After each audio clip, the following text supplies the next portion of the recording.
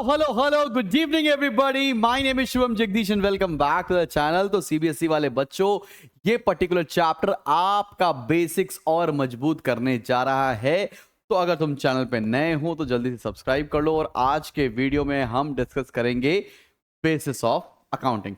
चलो शुरू करते हैं। भाई ये बेसिस ऑफ अकाउंटिंग है क्या पता है तुमको? क्लास 11वीं इसलिए इतनी इंपॉर्टेंट होती है क्योंकि यहां पर कॉमर्स स्ट्रीम का नींव रखने की शुरुआत होती है। तो बेसिस ऑफ अकाउंटिंग का मतलब क्या है कि अकाउंट्स को मेंटेन करने के क्या क्या तरीके हैं। तो हमारे वहां अकाउंटेंसी के अंदर बुक्स ऑफ अकाउंट्स को मेंटेन करने के दो मेथड्स होते हैं। एक कैश बेसिस मेथड होता है, एक अक्रूवल बेसिस मेथड होता है। अब ये कैश बेसिस मेथड क्या कहता है बच्चा पार्टी? कैश बेसिस मेथड ये बोलता है कि अनटिल एंड अनलेस आपको इनकम रिसीव नहीं हो गई है तब तक आप उसको इनकम नहीं मानेंगे। सिमिलरली जब तक आपने कोई एक्सपेंस पे नहीं कर दिया है तब तक आप उसको एक्सपेंस नहीं मानेंगे। क्या ये बात समझ में आ रही है? आओ जरा देखते हैं यहां पर लिखा क्या है। Under this basis incomes are not recorded unless they are received in cash. Similarly, expenses are recorded only when they are paid in cash. In other words, credit transactions are not recorded at all.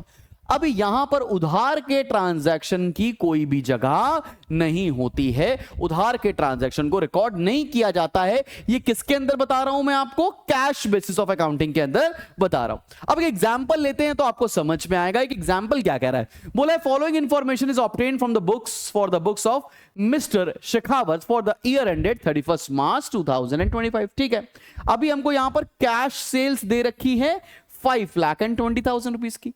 Credit sales दे रखी, credit sales को हम लोग ignore करेंगे because हम लोग cash basis of accounting कर रहे हैं। यहां पर एक्सपेंसेस दे रखे हैं, देखो बेटा जी, टोटल एक्सपेंसेस दे रखे हैं 4,10,000 रुपीज, लेकिन जिसमें से बोला है 60,000 is still to be paid.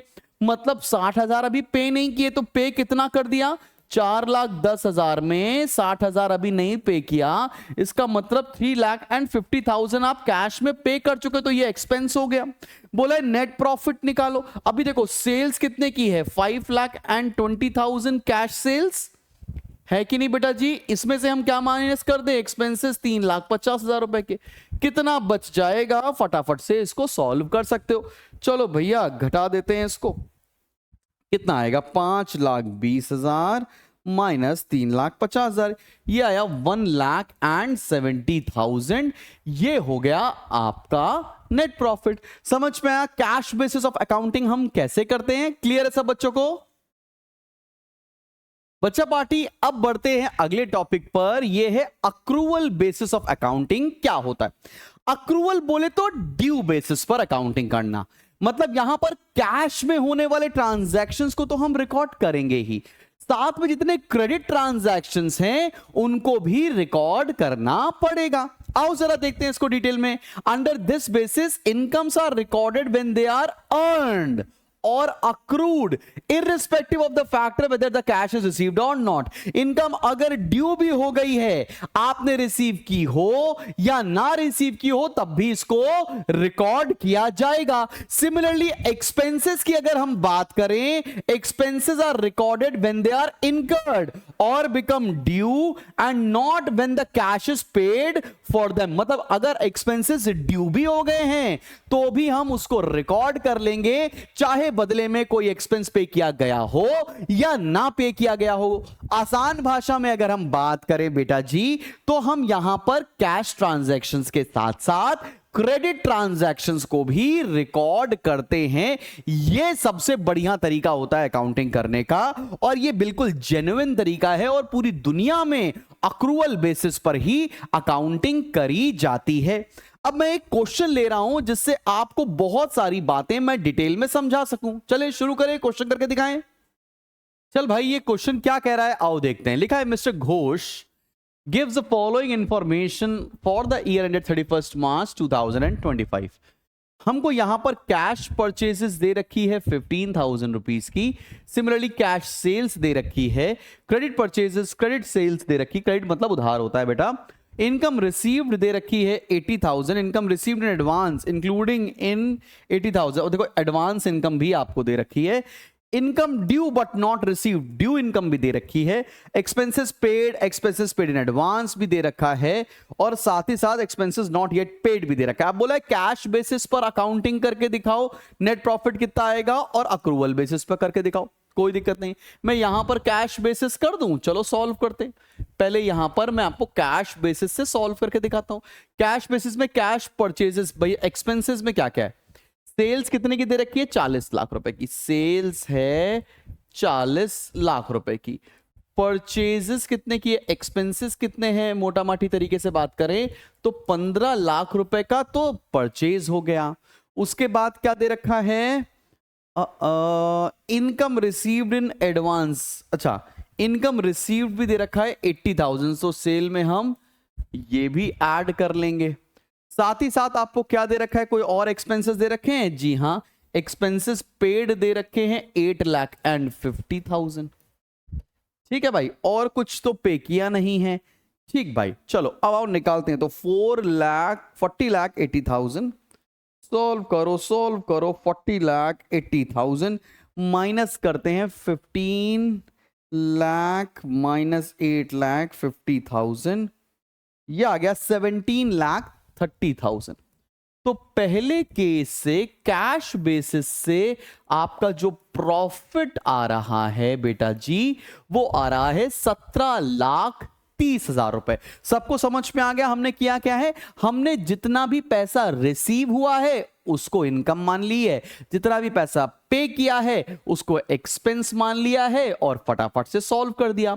अब हम इसको अक्रूवल बेसिस से भी कर दिखाते हैं कि ये अक्रूवल बेसिस से क्या होगा। चलो भाई, अक्रूवल बेसिस में कैश और क्रेडिट दोनों चीजें आती हैं। तो कैश, अब यहां पर देखो एक्सपेंसेस लिख लेते हैं और यहां पर इनकम लिख लेते हैं, ठीक है ना। एक्सपेंसेस में कैश परचेजेस कितने की है, 15 लाख रुपीस की है।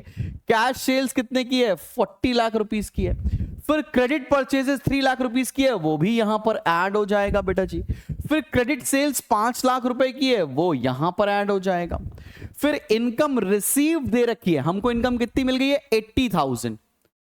लेकिन इसमें क्या बोल रखा है, इनकम रिसीव्ड इन एडवांस। कभी भी एडवांस में कोई पैसा मिलता है वो आपकी इनकम नहीं होती, वो आपकी लायबिलिटी होती है, इसलिए एडवांस इनकम को आप माइनस कर देंगे। सिमिलरली यहां लिखा है income due but not yet received, अभी तक मिली नहीं है लेकिन हम सॉरी मैंने ये यहां लिख दिया, माफी चाहता हूं, ये इनकम के पोर्शन में आएगा ना, यहां लिख देता हूं। Plus 80,000 minus 6,000, income due but not receive, due भी हो गई है तो हम उसको रिकॉर्ड कर लेंगे, ये भी हो गया। फिर एक्सपेंसेस पेड 8,50,000 के एक्सपेंसेस हम पे कर रहे हैं। फिर क्या लिखा है, एक्सपेंसेस पेड इन एडवांस। जब अगर कोई भी आप एक्सपेंस एडवांस में पे कर देते हैं तो वो आपके लिए असेट बन जाता है, ठीक है। तो वो करेंट का आपका एक्सपेंस नहीं है तो उसको लेस कर दो। वो एडवांस में कितना पे किया है, 20,000 रुपीस। फिर क्या दिखा रहा है आपको, एक्सपेंसेस नॉट येट पेड, ये पे करना बाकी है, ये भी पे कर देंगे। तो टोटल एक्सपेंस और टोटल इनकम को अब हम लोग माइनस करने जा रहे हैं अक्रूवल बेसिस पर। इनकम कितनी है, 40 plus 5 45 lakh plus 80,000 minus 6,000 plus 15,000, 45,89,000 हमारी इनकम है।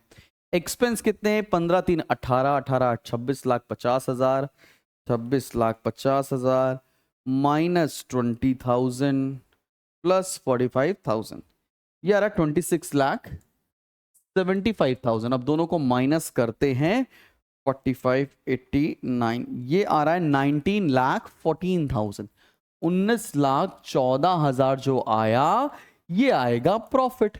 सब बच्चों को समझ में आया कि कैश बेसिस पर और अक्रूवल बेसिस के ऊपर हमें कैसे क्वेश्चन करना होगा, और ये कैश बेसिस या अक्रूवल बेसिस होता क्या है। सब बच्चों को क्लियर हो गई बात, सॉर्टेड है। अब मैं एक क्वेश्चन आपको ये होमवर्क में दे रहा हूं जो आपको सॉल्व करना चाहिए और जिसका आंसर मुझे कमेंट सेक्शन में आप लिखकर जरूर जरूर बताएंगे। यहां पर भी बताना है आपको कैश बेसिस और अक्रूवल बेसिस पर क्या आंसर होएगा। एक क्वेश्चन आपको होमवर्क में दे रहे हैं। अब बढ़ते हैं अपने लास्ट टॉपिक के ऊपर।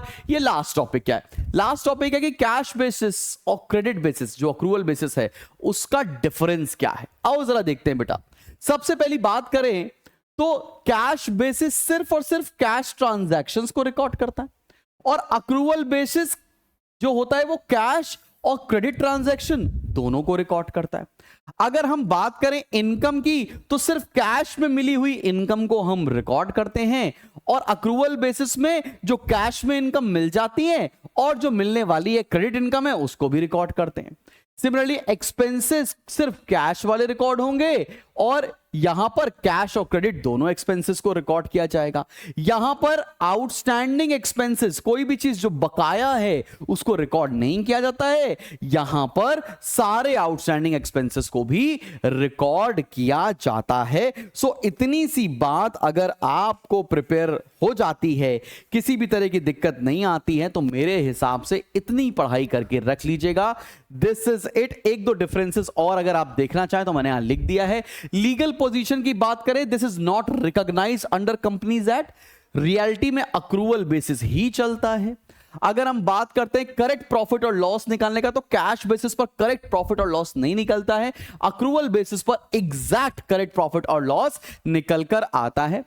और अगर हम बात करते हैं किसके लिए कौन सा सूटेबल मोड है, तो जो इंडिविजुअल प्रोफेशनल्स हैं, डॉक्टर्स हैं, लॉयर्स हैं, उनके लिए कैश बेसिस सही है, लेकिन जो बिजनेसेस हैं बड़े बड़े उनके लिए अक्रूवल बेसिस ही सही माना जाता है। सबको समझ में आ रही है यहां तक बात? कोई दिक्कत परेशानी मुसीबत तो नहीं है ना यार? क्लियर है?